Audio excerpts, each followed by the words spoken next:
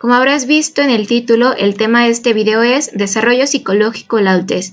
Primeramente es necesario definir qué es la adultez. Se podrá definir como aquella etapa del desarrollo humano en la que se alcanza la plenitud de los aspectos físicos, biológicos y psíquicos. Sin embargo, algunos autores la definen bajo la teoría del reloj cronológico y las etapas normativas, es decir, las condiciones psicosociales van a determinar y orientar el desarrollo y el estado de plenitud de la persona. Hablar del desarrollo psicológico del adulto es también hacer mención de 4 grandes elementos. El primer elemento a definir sería etapas del ciclo vital, en donde se ven envueltas las etapas dentro de la adultez misma. Son 3. La siguiente característica o el siguiente elemento sería definir los cambios psicológicos que atraviesa el adulto, así como los cambios sociales y los cambios fisiológicos a los que el adulto se enfrenta o los que el adulto atraviesa. Empezamos con las etapas del ciclo vital. Es importante mencionar que a diferencia de otros seres vivos, el ser humano es el único que se desarrolla por etapas. Cada etapa tiene su cualidad y cada etapa está con ciertos lineamientos. Este tema, para los efectos de este tema, nos vamos a enfocar únicamente en las etapas del ciclo vital en la adultez. Son 3, de los 20 a los 40 años, después de los 40 a los 65 y finalmente de los 65 hasta el deceso. Iniciamos con los jóvenes adultos de los 20 a los 40 años. Esta etapa se va a destacar por los eventos académicos importantes, ya sea iniciar una carrera profesional o culminarla, así como la profesionalización de las actividades, el primer empleo, pero también la plenitud cognitiva. Ya el cerebro ha terminado de desarrollarse completamente, el óvulo frontal ya está desarrollado, por lo que tienen a atender decisiones más asertivas, pero también agilidad y destreza mental. La autonomía y la independencia es un tema recurrente, también las relaciones sociales y el vigor y la entereza son aspectos que diferencian a esta etapa. La siguiente etapa es la de los 40 a los 65 años. Es la adultez media. Se caracteriza principalmente por la plenitud de la estabilidad económica, social y laboral. Aspectos como la generatividad, crisis de la mediana edad, pero la adaptabilidad son situaciones en las que el adulto de esta edad va a verse enfrentado vehementemente, pero también los cambios fisiológicos son aparentes aquí y son evidentes. Por ejemplo, los cambios orgánicos que sufren las mujeres al dejar de menstruar van a reflejar un estado de conducta, un estado de la personalidad y también un estado físico. En los hombres también es visto esto, sin embargo, de diferente manera. La otra etapa de la adultez es la vejez. Ocurre de los 65 años hasta la muerte. Se caracteriza principalmente por el deterioro cognitivo y fisiológico, la vulnerabilidad económica, el constante enfrentamiento con la muerte de familiares y amigos, pero también con la suya propia. Un concepto a desarrollar con frecuencia en esta etapa es la sabiduría. Los adultos en esta etapa buscan fervientemente la sabiduría y aprovechar bien el tiempo. Ahora nos vamos con los cambios cognitivos del adulto. Generalmente le ocurren situaciones en las situaciones del procesamiento de la información, tales como la memoria, la atención, etc. También se caracterizan por la inteligencia cristalizada. A diferencia de la inteligencia y de la agilidad cognitiva, los adultos tienden a tener una inteligencia que va en evaluar las situaciones, en la toma de decisiones, en la reflexión y en el contemplamiento del panorama, pero también en la experiencia. Por eso pueden tomar decisiones más asertivas que las de los jóvenes. La afectividad y la adaptabilidad es otra característica. El relativismo conceptual y el pensamiento dialéctico son 2 grandes conceptos que se desarrollan en la adultez. Por su lado, la idealidad moral y la identidad moral o religiosa que forma un individuo y que se lo forman los padres o los maestros a lo largo de su vida bajo cualquier tipo de educación, ahora se ven enfrentados a la realidad social. El adulto aquí trata de vincular esos dos ámbitos, el ámbito idealista en el que fue formado y el ámbito de la realidad social. Cómo aplicar lo que fue enseñado a lo que en realidad se precisa de la sociedad de él.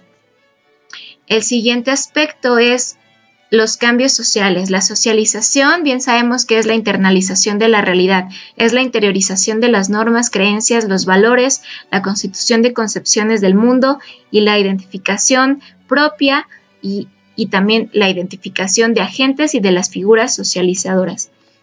Por su parte, el joven adulto se caracteriza por que abandona el hogar, deja de depender de sus padres y va en la búsqueda de un compañero o una compañera que pueda apoyarlo en su proyecto de vida para formar una familia, pero también para levantar posteriormente un hogar.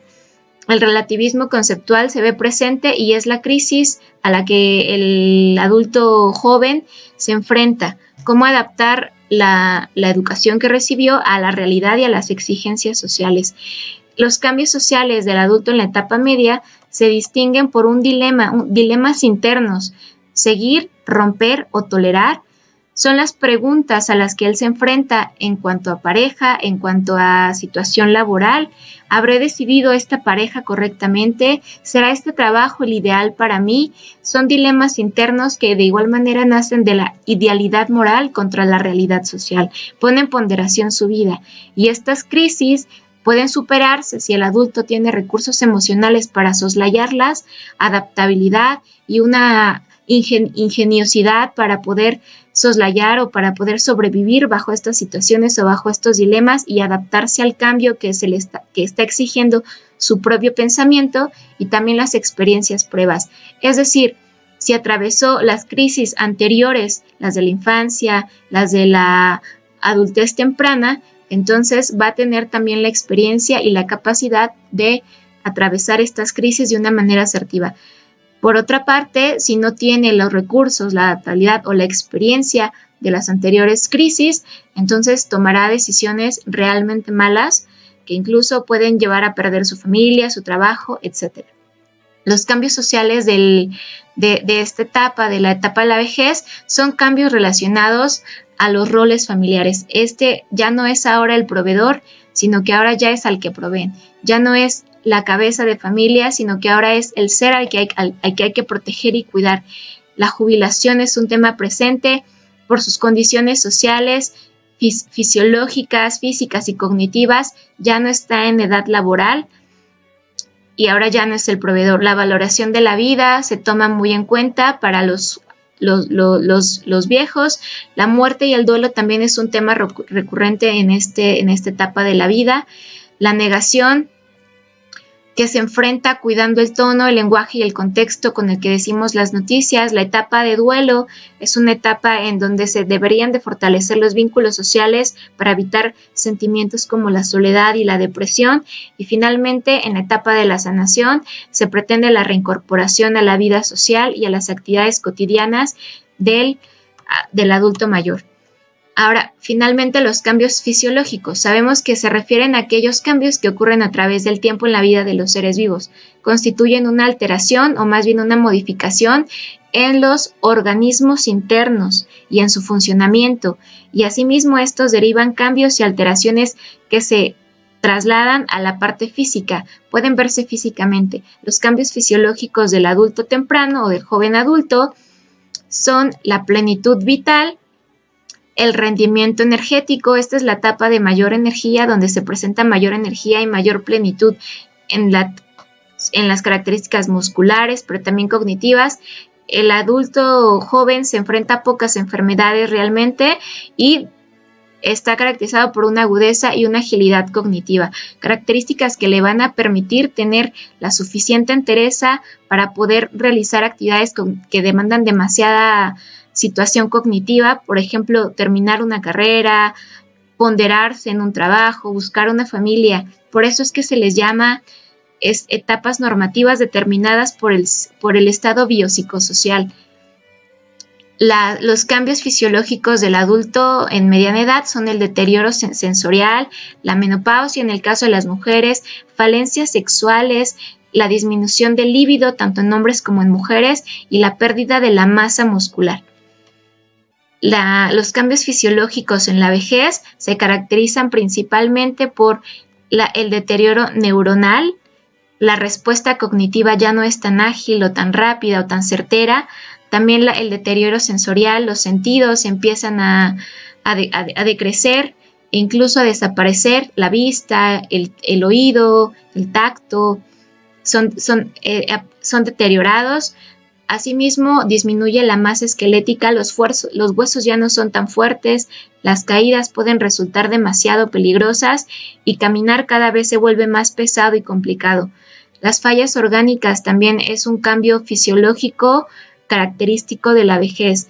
Órganos elementales o funcionales como el corazón, el estómago, el metabolismo es más lento, el hígado y demás órganos vitales empiezan a fallar de esta manera. Podríamos definir entonces el desarrollo adulto bajo 4 grandes aspectos. Uno es la capacidad adaptativa.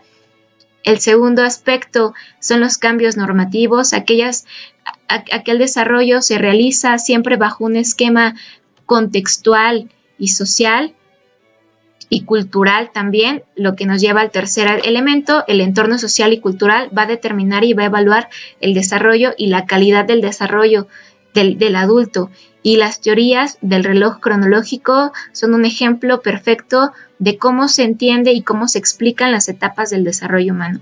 Es también importante destacar que como pedagogos vamos a enfrentarnos pues a la formación humana, y la formación humana también comprende la educación en la etapa adulta. Estos serían algunos de los elementos a considerar para el estudio del desarrollo psicológico del adulto.